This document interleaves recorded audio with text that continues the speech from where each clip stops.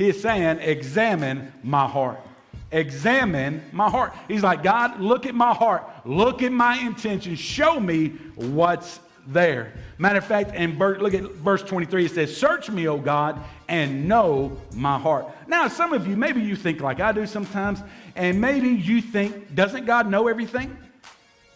God already knows what's in my heart, so why should I ask God to examine my heart? He already knows. And then some of you, you maybe think, well, why would I ask God what's in my heart? He already knows. He knows I'm a good person, right? He knows I have a good heart. So why would I ask that? Now, that's actually a mistake when we think that we have a good heart. Matter of fact, look in your notes at Jeremiah 17, verse 9.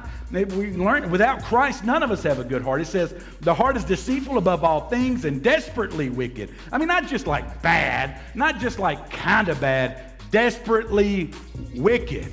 Who can know it?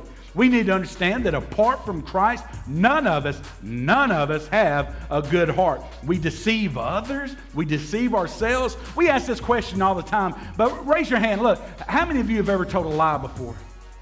Hold them up. I'm looking for the liars. Looking for, the ones that didn't raise their hand.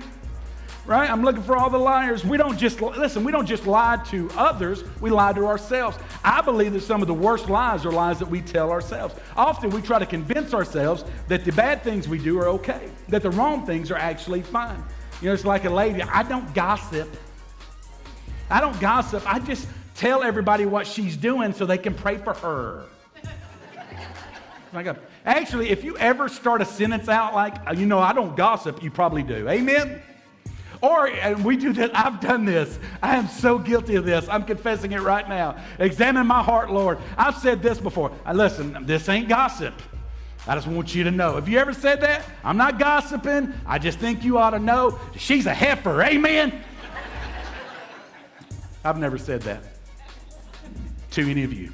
Listen, the heart is deceitful above all things, and we need a really honest prayer and ask God to examine our hearts and show us our intentions, show us our motives. Now, again, some of you won't pray this prayer because you know God's not going to say, what an amazing heart.